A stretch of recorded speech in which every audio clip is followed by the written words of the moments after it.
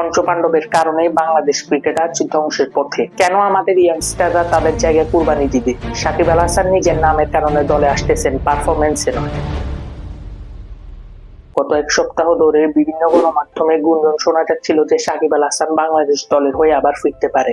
গতকাল মোহাম্মদ আশরাফুল বলেছেন, সাকিব আল হাসান যদি ফিট থাকেন এবং সব ঠিকঠাক থাকে তাহলে পাকিস্তান সিরিজে সাকিবের কামব্যাকটা হবে। আমি এখানে আমার পয়েন্ট অফ ভিউটা আসলে বলতে চাই।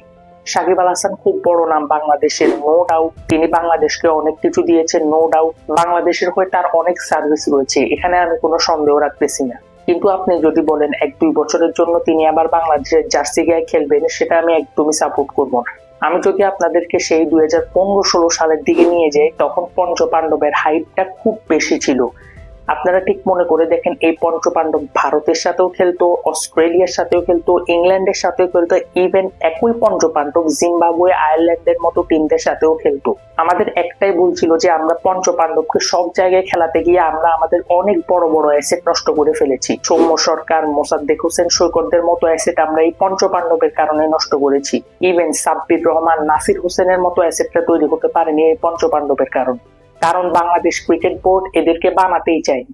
এই পঞ্চপাণ্ডবরা অলওয়েজ লাইমলাইটে থাকতো এবং তাদেরকে সব ছোট সিরিজও খেলাতো বাংলাদেশ ক্রিকেট বোর্ড। এর কারণেই এই ছোট ছোট প্লেয়াররা আমাদের দেশে অ্যাসেট হয়ে উঠতে পারেনি, কিন্তু তাদের পটেনশিয়াল অনেক হাই ছিল। এখন ধরেন কথার কথা, সাকিব আল হাসান টিমে এলেন। সাকিব আল হাসান ওডিআইতে নর্মালি ব্যাটিং করেন 5 নাম্বার পজিশনে। এখন 5 নাম্বার পজিশনে কে খেলেন? মেহেদী হাসান মিরাজ। মেহেদী হাসান মিরাজ এখন বাংলাদেশ দলের ক্যাপ্টেন, সাথে বিশ্বকাপে তিনি বাংলাদেশকে লিড করবেন ওয়ার্ল্ড কাপে, তাই মিরাজকে হয়তো বাদ দিবে না। এখন এই জায়গায় স্যাক্রিফাইসটা কার করতে হবে? রিশাদ হোসেন। কেন 37 বছর বয়সী একজন ক্রিকেটারের জন্য কেন আমাদের ইয়াংস্টাররা কুরবানি দিবে? আপনি বলেন।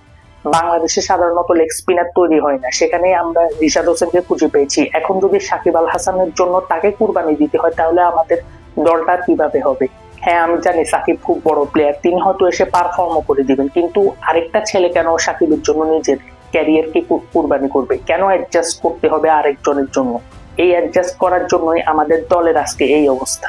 আমি সাকিব আল হাসানের এগেইনস্টে আমি কিছু বলতেছি না। এখন যদি সাকিব আল হাসানের কারণে অন্য কোনো ইয়াংস্টারকে তার জায়গা ছেড়ে দিতে হয়, তাহলে তো সেই ইয়াংস্টারের সাথে বেইমানি করা হলো। সাকিব আল হাসানের ক্রিকেটার কতটুকু বেঁচে রয়েছে? হাইস্ট 1-2 বছর। এখন ওনার 1-2 বছরের ক্রিকেটিং ক্যারিয়ারের জন্য আরেকটা ছেলে কেন স্যাক্রিফাইস করবে? এটা আমার প্রশ্ন।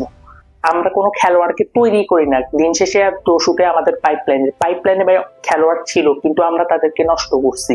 আমরা খেলোয়াড় তৈরি করবো না আর ওদিকে বলবো আমাদের দেশে প্লেয়ার নেই। প্লেয়ার আছে ভাই, কিন্তু তাদেরকে তৈরি করা হয় না।